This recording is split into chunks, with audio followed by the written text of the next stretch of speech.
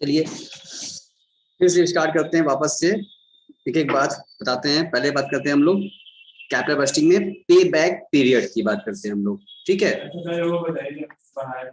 नहीं, इसके बाद चला अपने आप ही आएगा वापस। सीरीज सीक्वेंस में हम आएंगे तो वापस आएगा। चलो डोंट वरी, पूरा आएगा। वापस से करते हैं हम लोग। लिखिए पे बैक पीरियड। पे बैक पीरियड यानी इसको बोलते हैं जो हमने पे किया वो मेरा बैक कब आता है, कितने समय में आ जाएगा, उसको बोलते हैं हम लोग, कहते हैं हम लोग पे बैक पीरियड कहते हैं, ठीक है?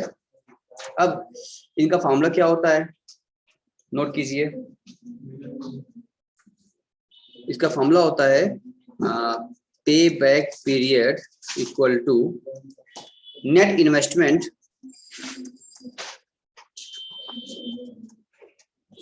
Investment upon operating savings.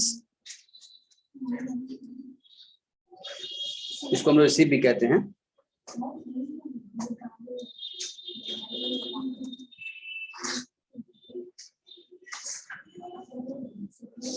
कहने का मतलब ये हुआ कि किसी भी प्रोजेक्ट में जितना पैसा हमने लगाया आज की डेट में, ठीक है, उस प्रोजेक्ट से हमें उस पैसे की वापसी भी तो आएगी, इनकम जनरेट होगा हमारा, सेविंग्स होगी हमारी।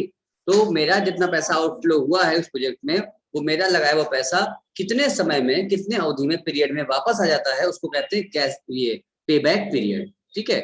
इसको नोट करिए। ऑपरेटिंग सेविंग्स या फिर उसके रिसीविंग जो आपकी हो रही है उस प्रोजेक्ट से वापस पैसा आ रहा है आपका, बैक जो आ रहा है।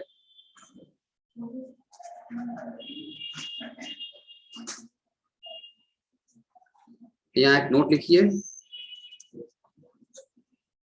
जो आपने लिखा है ना, ऑपरेटिंग सेविंग्स। देखो operating savings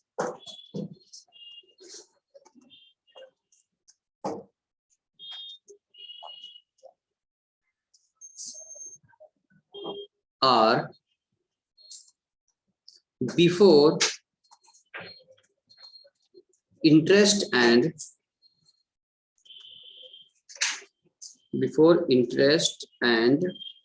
depreciation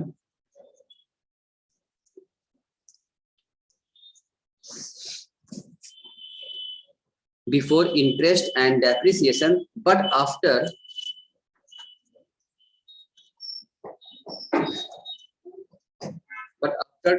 taxes if any। यानी कि अगर हमें जो लेना है तो हमें क्या चाहिए होगा, हमको चाहिए बिफोर इंटरेस्ट एंड डेप्रिसिएशन, दोनों चार्ज करने से पहले का हो और टैक्स के बाद का फिगर हो, ठीक है ना? ये हमको कैलकुलेट करना पड़ेगा। अब देखना पड़ेगा इन्फॉर्मेशन क्वेश्चन में क्या दिया रहेगा, हमें ये निकालना होगा before interest and depreciation but after taxes, ठीक है? अब लिखते हैं। सुबह कितना कर ली, आगे बढ़ रहे हैं, इसको नोट कर ली? चलिए अब एक क्वेश्चन करते हैं हम लोग वन बाय वन, तो एक एक चेक होता जाएगा हम लोगों का। देखिए, find out annual cash inflows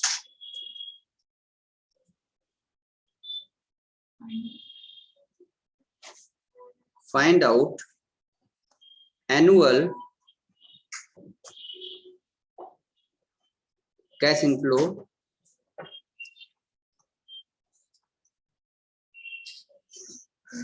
and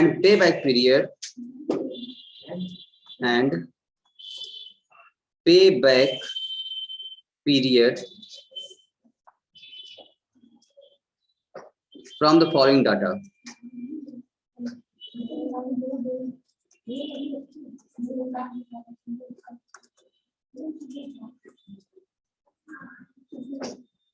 From the following data दिया हुआ कॉस्ट ऑफ प्लांट, नीचे लिखिए cost of plant rupees 15 lakh, life of plant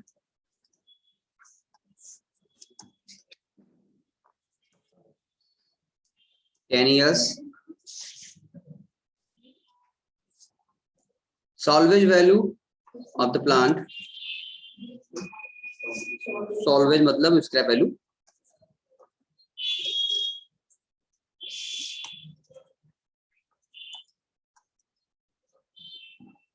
rupees 1 lakh.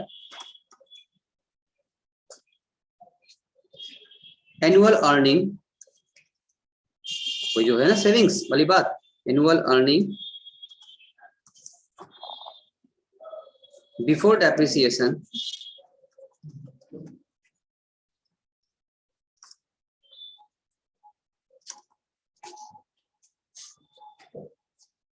and tax, rupees 2 lakh. Rupees 2 lakh. और दिया है टैक्स रेट,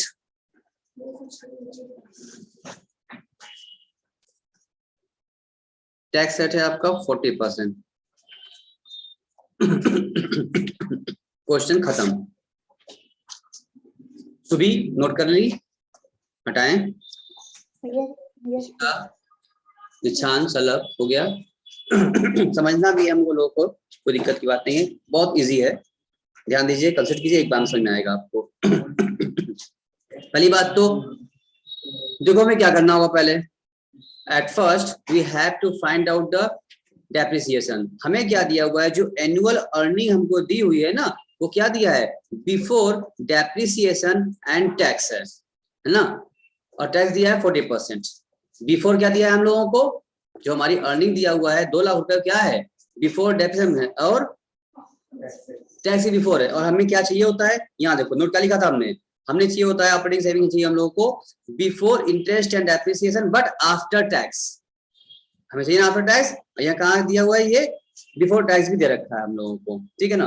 और हमको क्या है, हाँ, और 2 चीज हमसे पूछा हुआ है. हमसे पूछा हुआ है क्वेश्चन में कि आप पता करना है annual cash inflow. Annual cash inflows भी चाहिए हमको और साथ साथ पे बैक भी चाहिए हम लोगों को, ठीक है ना. तो हमारा अर्निंग बिफोर और डेप्रिसिएशन टैक्स कितना दिया हुआ, आइए यहाँ लिखिए. पहले यहाँ लिखेंगे हम लोग अर्निंग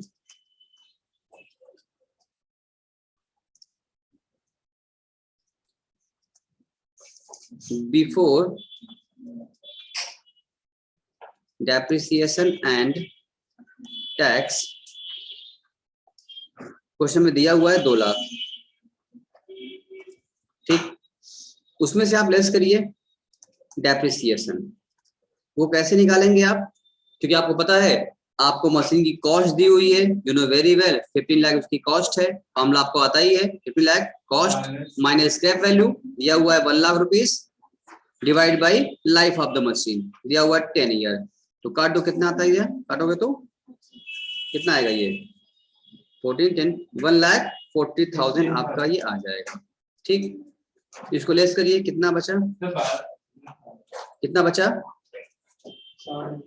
बहुत अच्छी चीज यहाँ आप सीखने जा रहे हैं आज, थोड़ा ध्यान दीजिएगा, बी केयरफुल. महेंद्र जी विशेष तौर पर समझिएगा, एक नई बात सीखने जा रहे हैं हम लोग आज. ये एसएलएम का आपने याद है, आपको क्लास 11-12 पढ़ा होगा आपने डेप्रिसिएशन चैप्टर. ये स्ट्रेट लाइन मेथड में फॉर्मूला लगता था ना, कि cost of machine minus scrap value upon life of the machine.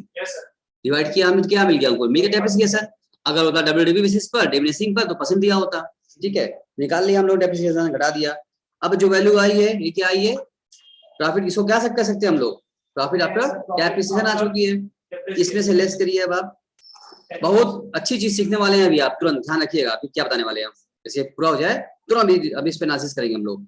Less करिए इसमें से आप टैक्स, कितना था भैया, एट द रेट ऑफ 40%.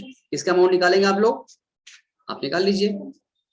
क्या निकालें, किस अमाउंट का, 60,000 रुपए का 40% आप निकाल लीजिए. तो कितना आता है सुबह, निकाल बताओ. 24,000. लेस करो, कितना बचा, 36,000 आपका बचा. चलो अच्छी बात है. अब नया चीज सामने आया, इसमें वापस से आप ऐड करिए, ऐड डेप्रिसिएशन. अरे सर ऊपर अभी आप लेस किए थे, वापस फिर आप ऐड करवा रहे हैं. हाँ बेटा हाँ, वापस से हम डेप्रिसिएशन ऐड करवा रहे हैं 1,40,000. सर आप लेस क्यों किए थे? फिर सब्र करो थोड़ा, अभी हम बता रहे हैं, समझा रहे हैं वजह क्या थी। 1,40,000 को कितना आ गया ये? 1,76,000, ठीक है ना। तो सर जब ऐड करना था तो आप ऊपर घटाए क्यों? जो वापस ये नीचे ऐड करना था आपको, इसके पीछे लॉजिक है, अभी हम जवाब दे रहे हैं इसका, आपको घबराइए नहीं, अभी आप सीख जाएंगे। इस चैप्टर की तो जानती आप सीखेंगे, यहाँ पर आगे भी काम आने वाला है ये आपका। इसको क्या बोलेंगे? ये मेरा जो आया इसको बोलेंगे annual cash inflow.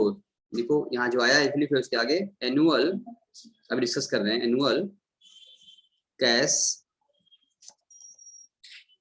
Inflow before depreciation after tax, before depreciation and after tax, ठीक है ना। बिफोर डेप्रिसिएशन आफ्टर टैक्स हो गया 1,76,000 हो गया, ठीक है।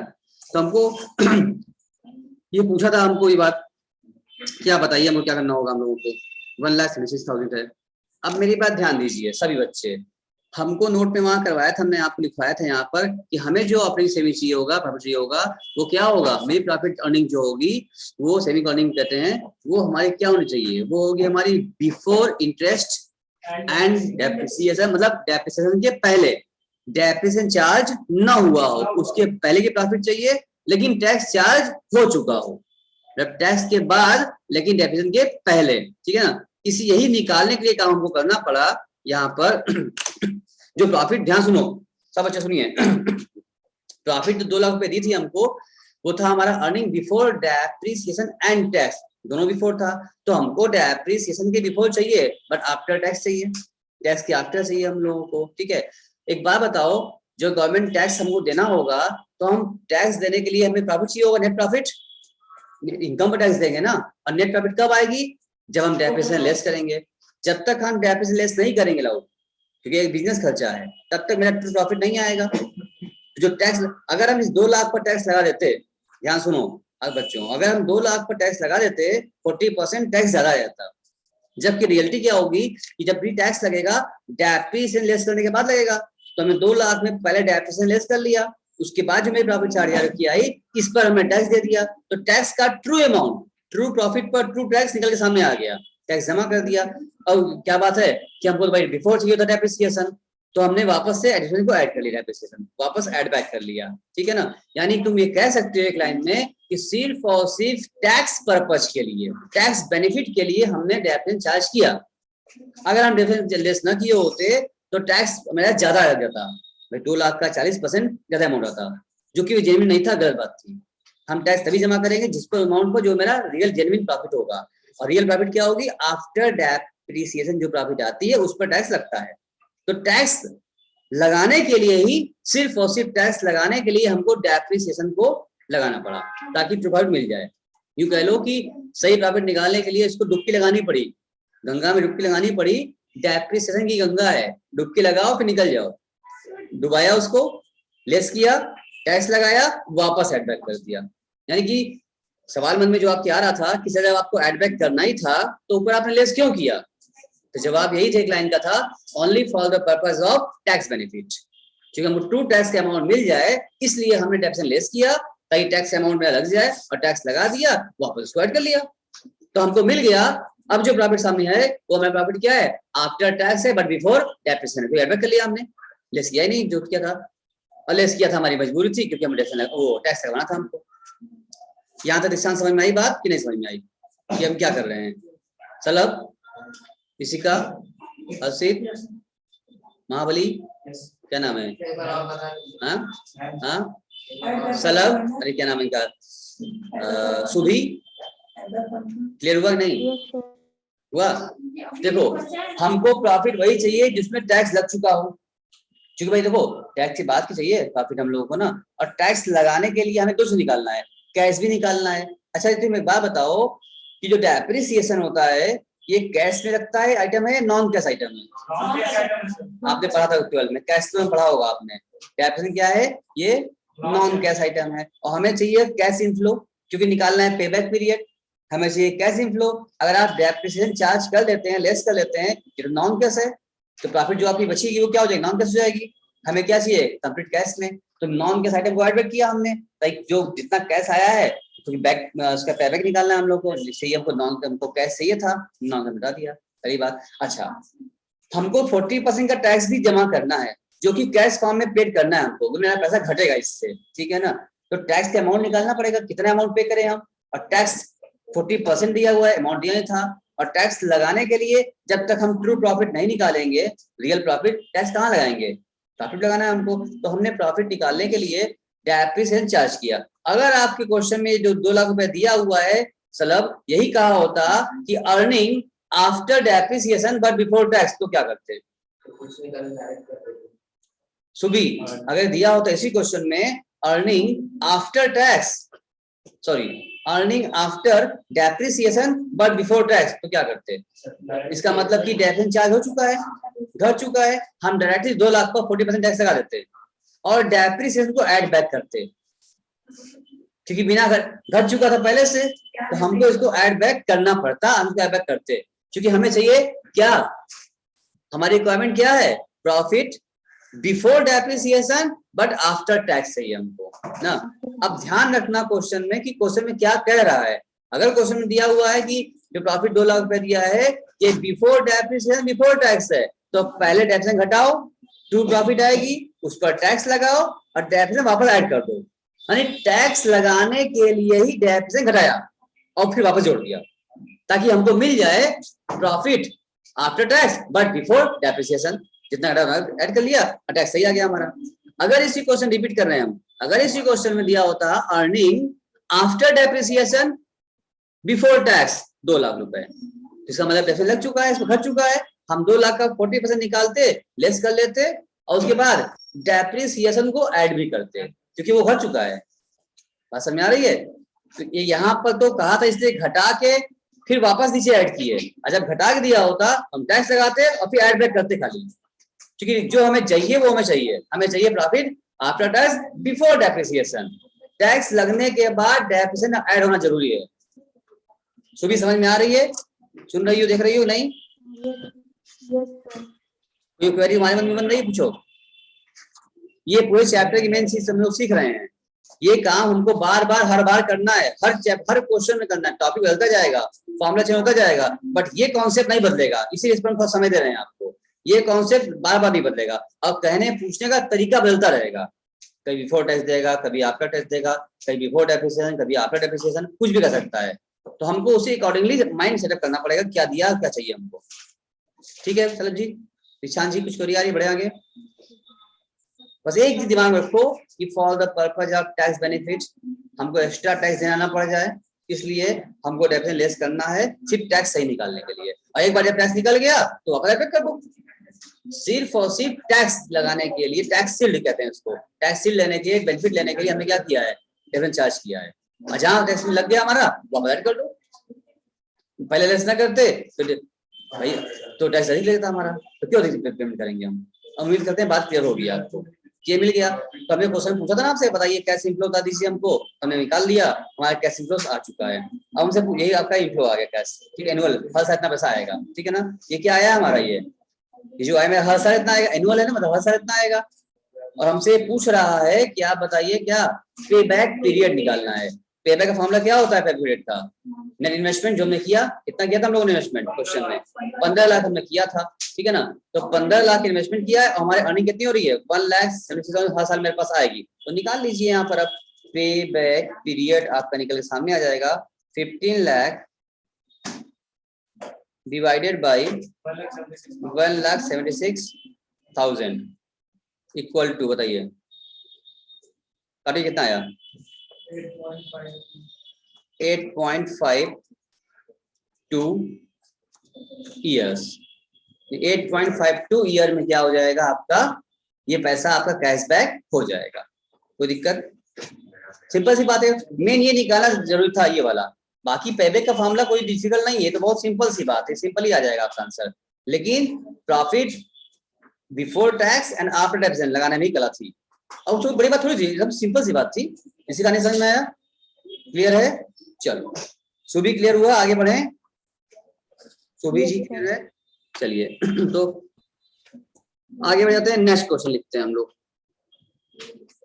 अगला देखिए, calculate cash inflows and payback period. यही तो था कैश इनफ्लो। ये जो आप आया था, ये क्या आया था? ये जो था डेप्रिसिएशन जो होता है बच्चा, ये होता है नॉन कैश। नॉन कैश को ऐड कर दिया तो वापस कैश में आ गया वापस, यही हो गया कैश इनफ्लो। हाँ, और उसको फिर जितना इन्वेस्टमेंट किए थे हर साल 1,76,000 आएगा मेरे पास कैश में। 15 लाख रुपए हमने लगाया था, तो आउटफ्लो अपॉन इनफ्लो करो तो मिल गया कि मेरा लगाया हुआ 15 लाख रुपए 8.52 ईयर्स में वापस आ जाएगा, मेरा पे बैक हो जाएगा। इसके बाद भी आता रहेगा अगर, तो सब मेरी प्रॉफिट का हिस्सा होगा। मेरा पैसा मेरा कब वापस आ जाए, इसको बोलते हैं पे बैक। और उसके बाद भी आएगा तो क्या है? एक्स्ट्रा है, प्रॉफिट है। ठीक है ना? जो लगाया था वो वापस आ गया 8 सालों में ना, 8.5 सालों में। बढ़े आगे, लिखिए क्वेश्चन अब। Calculate cash inflow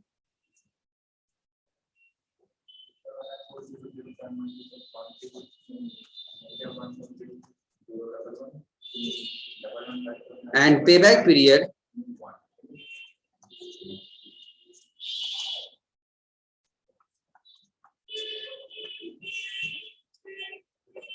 from the following particular.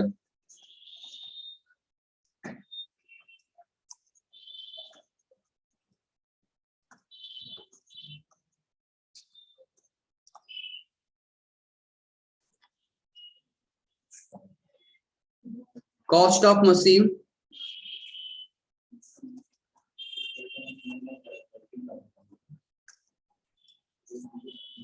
$16 lakh. Working life of machine, life of machine,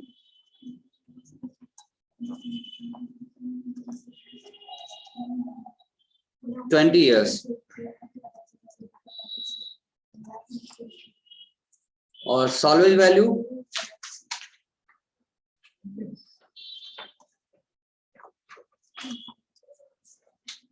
$1,60,000. Annual earning, सबसे बड़ी बात यही देखो, ये लाइन इसी समझना होगा हम लोगों को, ध्यान देना। एनुअल तुम्हें बताओगे ये क्या है, ठीक है ना? क्या करना होगा हम लोगों को? Annual earning after depreciation, after, अभी जो समझा रहे थे वही देखो आ गया, after depreciation and before tax, and before tax rupees, very good, इसी का तुम तो समझ गई, 5 लाख। ठीक है ना? और टैक्स रेट दिया हुआ है 50%। अब सुबह तुम ये बात बताओ जरा हमको, इसके पहले क्वेश्चन क्या दिया था? Before depreciation before tax. यहाँ क्या बोला? यहाँ बोल रहा है आफ्टर डेप्रिसिएशन बिफोर टैक्स। ठीक है ना? तो टैक्स तो हमको लगाना ही है, तो डेप्रिसिएशन लेस करें कि ना करें? अभी इसके पहले ऐड किए थे, इसके पहले जो है डेप्रिसिएशन पहले लेस किए, फिर टैक्स लगाए, ऐड बैक किए। तो यहाँ पर डेप्रिसिएशन लेस करें कि ना करें? 5 लाख में नहीं होगा, क्योंकि कह रहा है कि ऑलरेडी क्या है, आफ्टर डेप्रिसिएशन लग चुका है। तो यहाँ पर आप आइए, अब यहाँ लिखिए जो आपका दिया हुआ है, एनुअल अर्निंग दिया हुआ है ना आपका अर्निंग, ठीक है ना? अर्निंग लिखिए, जो अर्निंग आपकी दी हुई है, अर्निंग क्या दी हुई है? आफ्टर डेप्रिसिएशन दिया हुआ है ना, अर्निंग आफ्टर डेप्रिसिएशन दिया हुआ था, but before tax, but 5 lakh before tax दिया है 5 लाख। पूरी बात अच्छे से आपको समझ में आ रही होगी ना? आराम से पूरी आएगी भी, कोई दिक्कत नहीं होगी आपको। हाँ हाँ, तो 5 दिया था, इसमें से हम क्या करें? लेस करें डेप्रिसिएशन, ना लेस करें? नहीं, क्योंकि ऑलरेडी इसमें लेस हो चुका, आफ्टर का था, तो सीधे क्या लगा देंगे इसके ऊपर? लेस करिए आप tax at rate of. Slub, ये बात समझ में आ रही है कि उपज गई? महेंद्र समझ में आ रही है? हो गया? टैक्स कितना लगा आपका? बोलो सलब, ऊपर जा रहा है, समझ में आ रहा है? कितना बचा? 2,50,000। क्या आया? ये प्रॉफिट आफ्टर टैक्स आ गई आपकी। अब बताओ इसमें डेप्रिसिएशन ऐड करें ना करें? करेंगे। पीछे वाले क्वेश्चन है लेस तक तब ऐड किए थे, यहाँ बिना लेस की ऐड कर रहे हैं। कोई कंफ्यूजन नहीं हो रहा है ना? ऐसा क्यों कर रहे हैं? वहां सर आप अभी वहां तो आप पहले लेस किए थे, टैक्स एफी ऐड किए, यहाँ पर बिना लेस किए ऐड करने जा रहे हैं। हाँ, इसीलिए अब आप यहाँ पर घटा हुआ तो पहले था, नहीं लेस किए, लेकिन ऐड तो करना ही है हमें टैक्स के बाद, ऐड करिए डेप्रिसिएशन। ये कौन से ध्यान रखिएगा। कैसे निकालोगे डेप्रिसिएशन निकालने के लिए, आप जानते हो 16 लाख मशीन की कॉस्ट थी, ये 16 लाख माइनस सॉल्व कितनी थी इसकी, 1,60,000। लाइफ क्या दिया था इसका, 20 साल, तो कितना आएगा ये।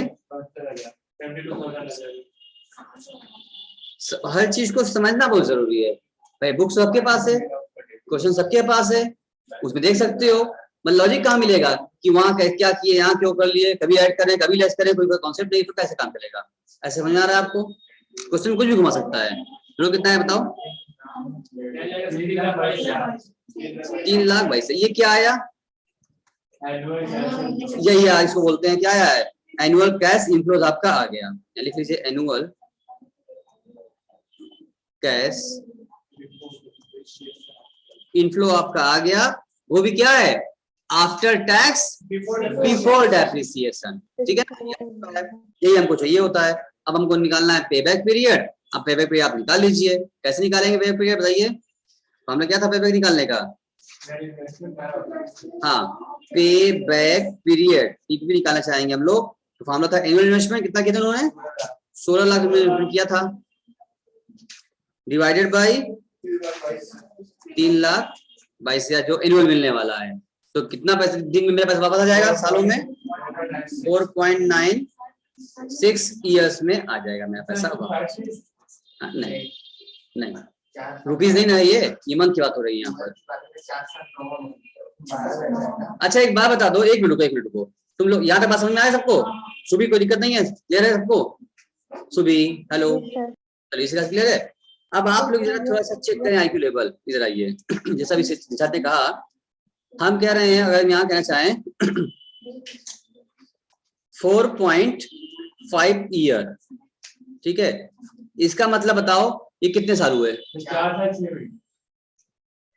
कौन बताएगा। और 4.5 ईयर लिखे हैं, तो 4 साल 5 महीना हुआ, 4 साल 6 महीना हुआ, तुम बोलो इसी का। सुबी 4.5 ईयर मतलब क्या होता है, 4 साल 6 महीना, 4 साल 5 महीना। Hello sir 4 years sir 6 months।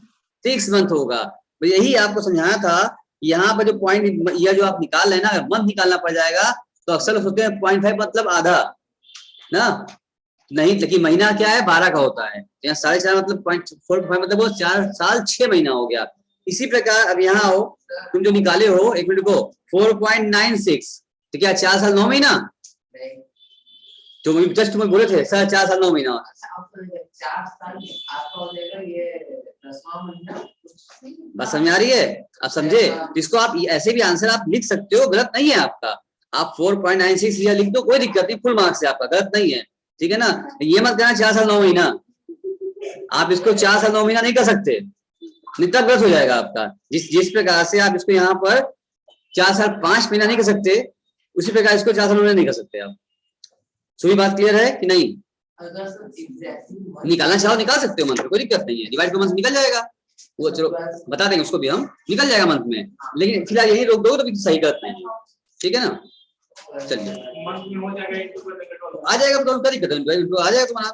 लेकिन ये बात समझो, जब तुम शिक्षा ने कहा सर 4 से 9 महीना, इसलिए बताना पड़ा हमको।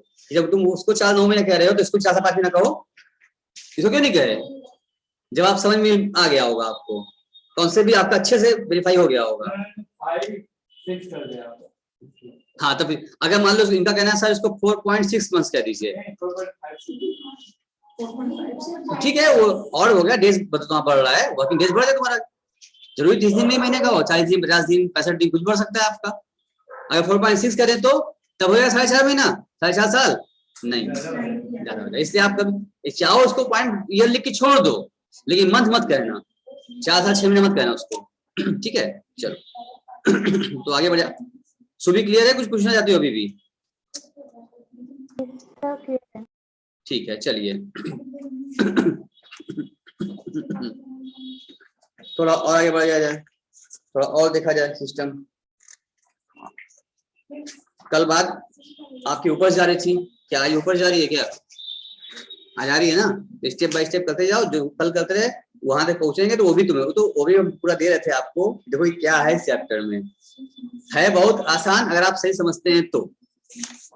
वहां भी निकालना है कैसे हम लोगों को भी। चलो हाँ हाँ, तो आइए अगला कर लें। इसमें क्या कह रहा है सर? कह रहा है Nalini Limited wants to purchase. आइए नोट करें, क्वेश्चन लिखिए फटाफट। छोटा क्वेश्चन है, फटाफट लिख दे रहे हैं, बाकी सबके पास जब बुक आ जाएगा तो नहीं लिखेंगे फिर, ठीक है ना? ठीक है सुबह बुक लेना, नहीं लिखेंगे फिर, हम टाइम बचेगा हम लोग का। देखो Nalini limited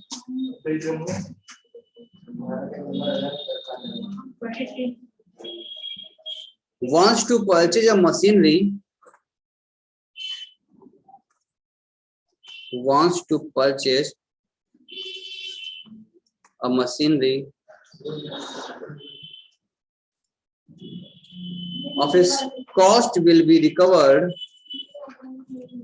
if its cost will be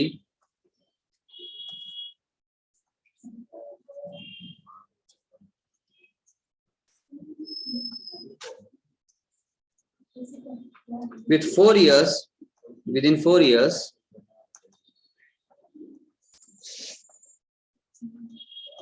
on the basis of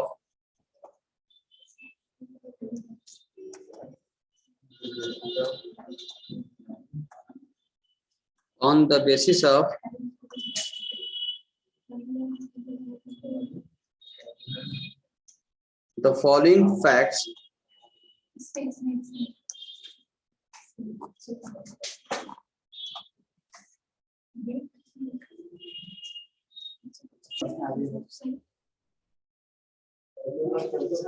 देखिए दिशा में बात नहीं करो, तो देखो on the basis of following facts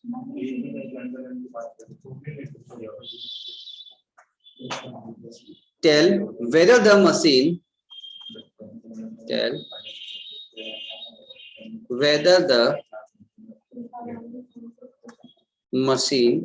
should be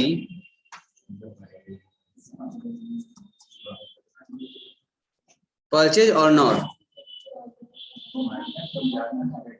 should be purchased or not। ये मशीन हमको परचेज करना चाहिए नहीं, ये आपको डिसीजन देना है, ठीक है ना भाई। कोई मशीन प्रोजेक्ट दिख रहा है हमको, अब हम चेक करेंगे ना कि भाई इस मशीन में इतना पैसा लगाते हैं, ठीक है, तो हमको 4 साल में रिकवर करना है, तो मेरे लिए फायदेमंद है कि नहीं है। अगर आपके लिए इसकी फायदेमंद आपको दिखेगा आपको तो ठीक है, अगर आपको दिख रहा है लॉस है तो मशीन नहीं लगाएंगे, चेंज करेंगे, डिसीजन आपको देना है। क्या और क्या कर रहा है, इन्फॉर्मेशन दिया आपको, इन्फॉर्मेशन देखिए इसमें। इन्फॉर्मेशन कह रहा है आपसे cost of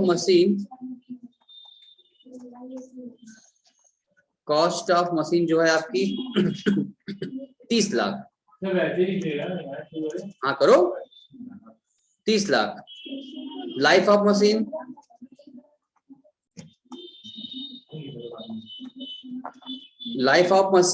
6 years and salvage value of the machine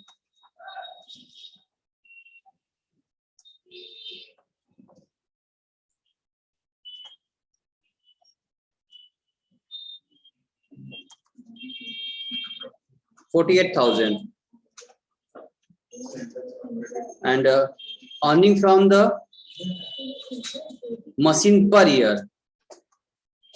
ये मशीन लगाने से जो हमारी अर्निंग होगी, earning from the machine per year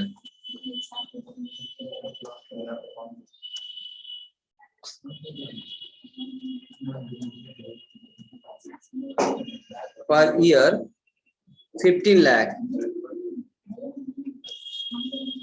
और दिया है वेरिएबल कॉस्ट, एक्सपेंसेस दिए हुए हैं आपके।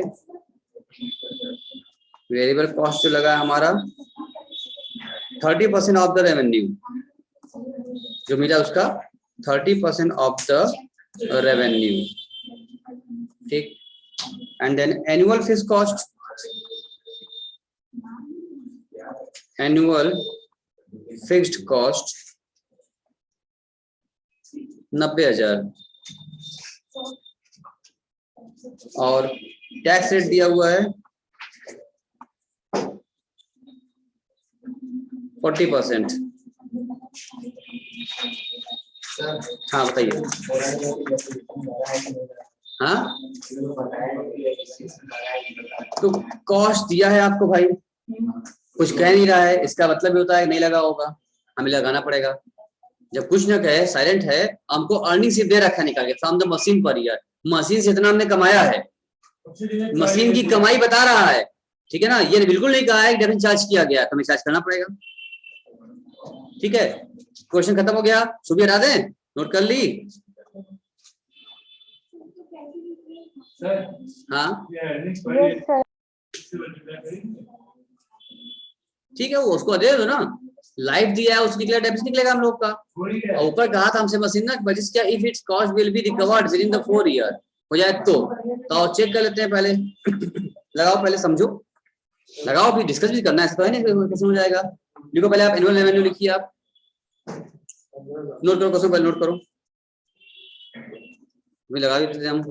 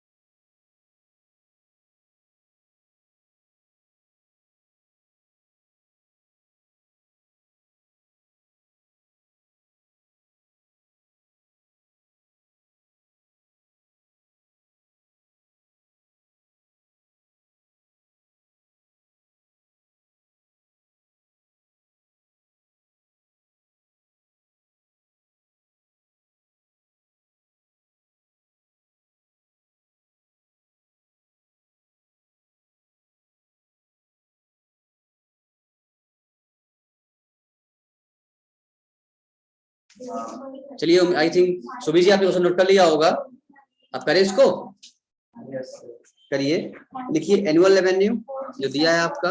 सुबह हो, सुन रही हो, नोट कर रही हो? Yes, sir. एनुअल रेवेन्यू समझ में आ रहा है कि क्या हम लोग कर रहे हैं? Yes, sir. 15 लाख, ठीक। इसमें लेस करिए आपका जो खर्चा दिया हुआ था इन लोगों का, और इसमें लेस करिए आपका जो था वेरिएबल कॉस्ट, वेरिएबल एक्सपेंसेस जो आपकी पड़ी थी, तो कितना कहा था आपसे? 30% रेवेन्यू का, ये 15 लाख का, तो 15 लाख रुपए का 30% का खर्चा हो गया। हमें चाहिए ना नेट सेविंग्स, मतलब अर्निंग चाहिए हम लोगों को, एक्सपेंसेस करना पड़ेगा। कितना है बताओ, घटाओ उसको, तो कितना आएगा ये? 30% निकालो, 4,50,000। कितना बचा? 10,50,000। फिर इसमें लेस करिए इनका जो इनका था डेप्रिसिएशन, फिक्स कॉस्ट तौर पर कितना निकले, डेप्रिसिएशन निकाले हुई। तो मशीन कॉस्ट थी 30 लाख रुपए था, मशीन कितना था? मशीन की कॉस्ट 30 लाख माइनस इसका वैल्यू क्या था? 48,000। लाइफ क्या था? 6 ईयर, 6 डिवाइड करो, इससे क्या मिल जाएगा हम लोग को? डेप्रिसिएशन कितना है बताओ, कितना आया?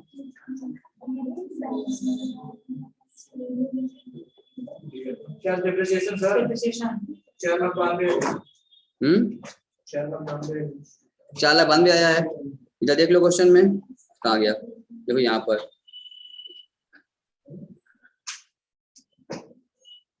Cost of machine, life of machine, solid value दिया था, यहाँ 40,000 दिया था, मशीन दिया था, वैल्यू कॉस्ट दिया था 30% ऑफ द रेवेन्यू।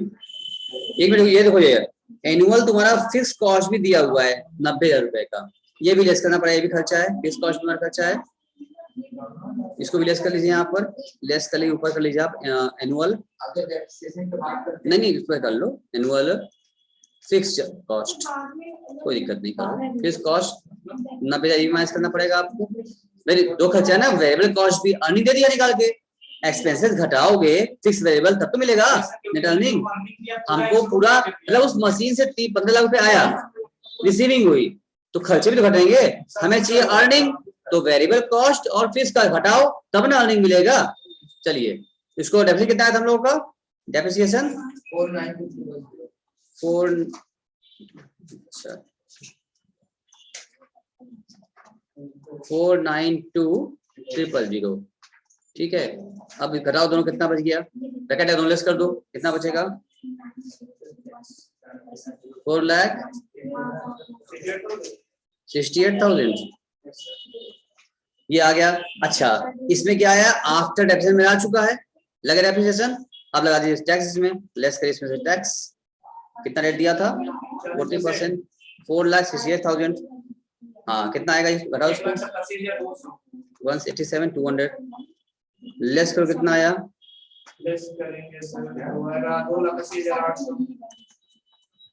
उसके बाद अब देखो टैक्स लेस हो चुका है ना, अब हमें क्या अर्निंग मिल गया हम लोगों को, annual earning after tax, but हमें चाहिए होता है आफ्टर टैक्स बिफोर डेप्रिसिएशन, तो यहाँ वापस ऐड करिए आप, ऐड डेप्रिसिएशन, ऊपर जो घटाए थे वापस से ऐड बैक, कितना हटाया था हम लोगों ने 4,92,000, किसी का समझ में आ रही है क्यों ऐड कर रहे हैं, टैक्स बेनिफिट के लिए क्या कर दिया था, ऊपर हटा दिया था हमने, और टैक्स लग गया ट्रू, वापस से ऐड कर दो डेप्रिसिएशन, कितना आ जाएगा ये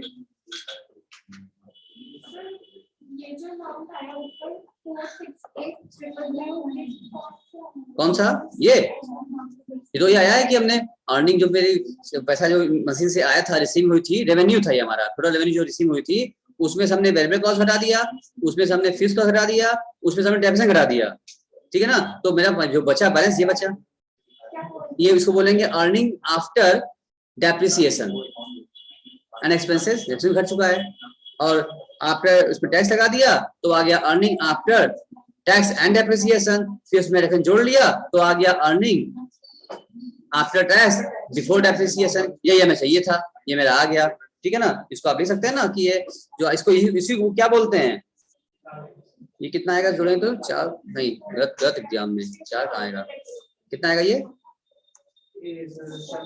7 लाख, ठीक है ना। ये क्या आया, इसको बोलेंगे ना एनुअल, क्या है ये एनुअल कैश इनफ्लो, इसी को बोलते हैं हम लोग, क्या इसी को हम लोग कहते हैं, ये मेरा आ चुका है एनुअल कैश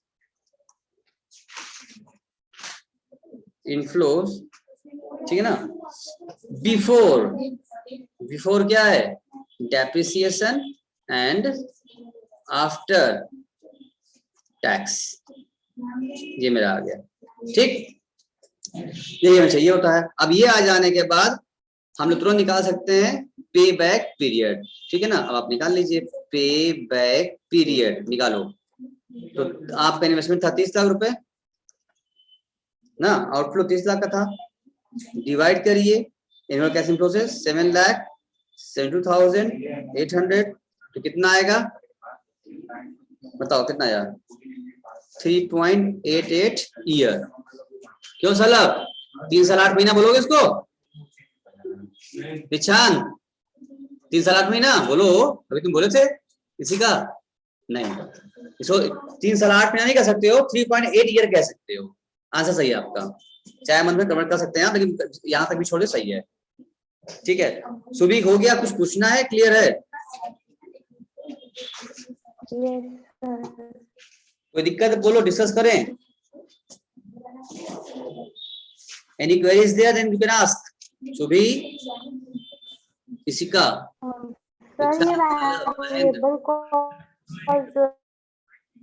क्या बोली सुबी, 30% सुनने तो क्या बोल रही है, सुनने दीजिए क्या बोल रही हैं,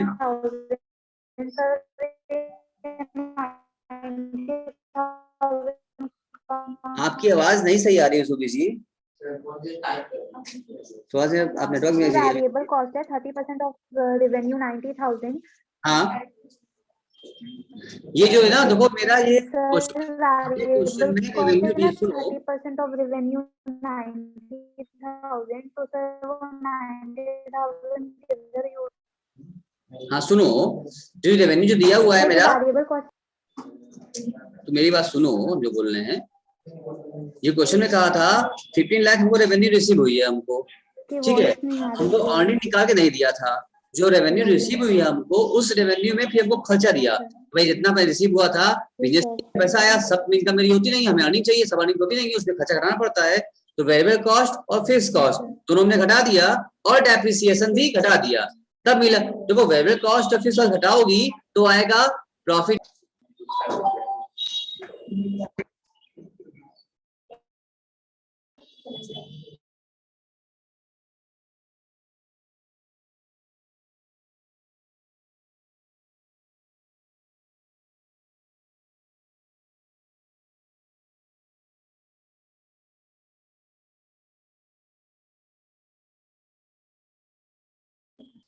सुभी